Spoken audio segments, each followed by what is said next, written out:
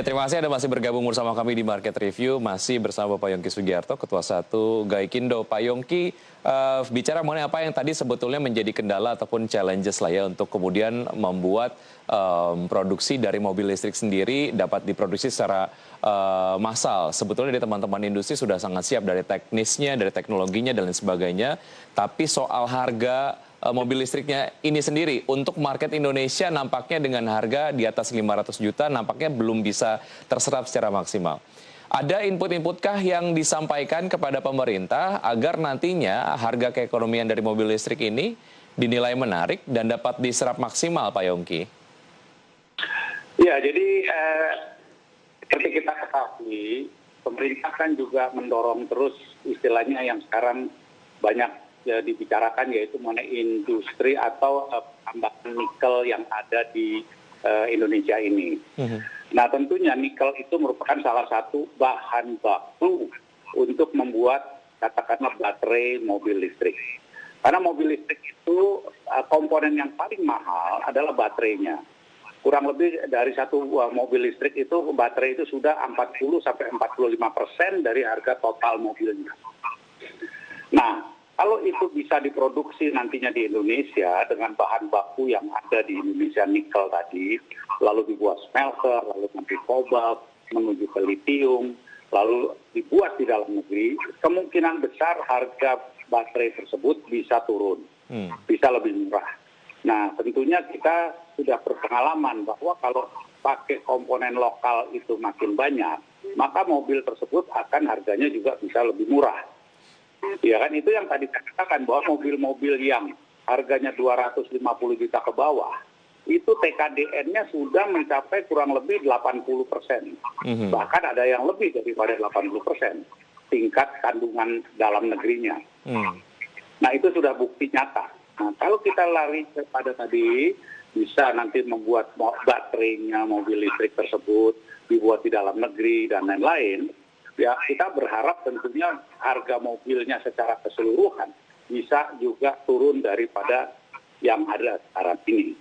Baik, ya Pak Yongki, selain baterai, spare part lainnya, bisakah kemudian, saya ingin tahu possibility-nya seperti apa untuk mobil listrik sendiri, untuk spare part lainnya. Apakah mungkin kemudian diproduksi secara massal sambil nunggu industri pembuatan baterai mobil listrik sendiri berdiri di Indonesia? Bisa dong, karena kalau kita lihat bodinya kan sama, ya kan, karoserinya, bodinya kan sama, ya kan, remnya sama, rodanya sama, suspensinya sama, ya kan, sistem pengereman, sistem kemudi kan sama semua dengan apa yang ada di Indonesia. Dan sudah terbukti bahwa kita bisa membuat komponen-komponen tersebut di dalam negeri. Yeah. Jadi kan tinggal barangkali ada perubahan sedikit desainnya atau apa, ya kan, itu lumrah lah. Tetapi secara garis besar kacanya kan sama, kacanya, pintunya sama, ya kan, apalagi gitu. Yeah. Ya kan, bahkan ada beberapa komponen yang tidak diperlukan bahkan, ya kan, yang tidak diperlukan ya tidak perlu kita kembangkan di Indonesia, atau kita katakan ya sudah, itu nanti untuk hanya mobil-mobil yang internal combustion engine aja, mobil konvensional. Ya contohnya misalnya radiator. Ya radiator kita nggak perlu di mobil listrik, tidak perlu ada radiator sistem pendinginannya, ya kan? Tetapi kan kemudi, rem, suspensi, ban, pelek, kaca, semua pakai, karpet, seat, itu semuanya, tempat kursi dan lain-lain kan pakai.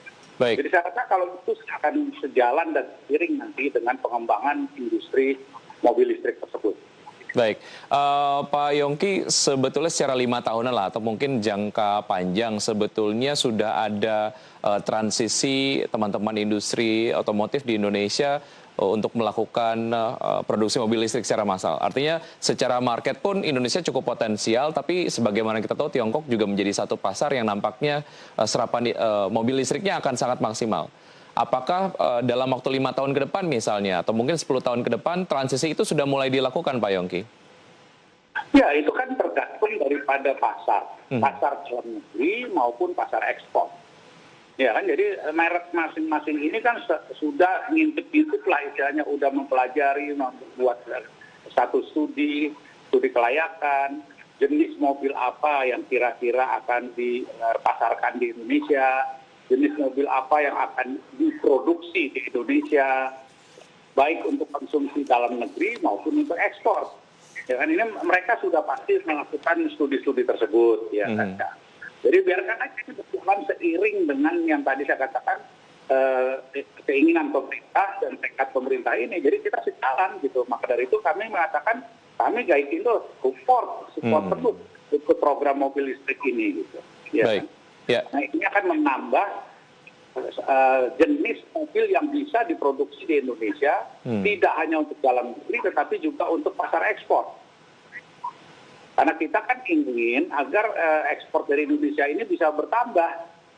Itu tidak hanya sekaya sekarang gitu. Nah, dengan kita memdiversifikasi jenis mobil yang diproduksi dalam negeri, maka pasar ekspor kita akan lebih terbuka gitu. Baik, Pak Yongki, Anda bagaimana kemudian Anda menilai keseriusan di pemerintah sendiri untuk terus merealisasikan atau melakukan akselerasi lah dari program mobil listrik ini? Karena sebagaimana kita tahu bertahun-tahun yang lalu juga ada kemudian wacana untuk merealisasikan atau memproduksi secara massal mobil listrik, tapi kemudian tidak serta-merta terrealisasi gitu ya.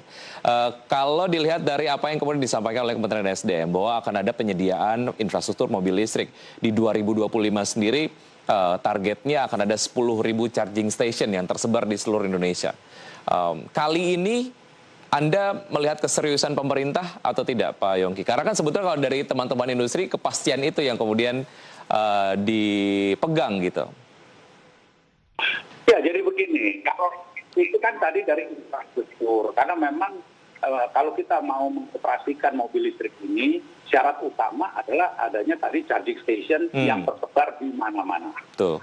Kalau tidak nanti bagaimana kalau baterainya habis? Ini kan sama halnya dengan SPBU, ya kan, stasiun bahan bakar umum, ya kan, stasiun pengisian bahan bakar. Nah, kalau tidak ada bensin, tidak ada, gimana kita mau beli mobil nanti? Ya kan, ini sekarang sama aja. Harus ada charging station banyak dan ada di mana-mana yang tempat-tempat yang diperlukan atau strategis tadi. Itu dari segi infrastrukturnya. Nah, yang kedua dari segi industrinya, dari mobil listrik itu sendiri.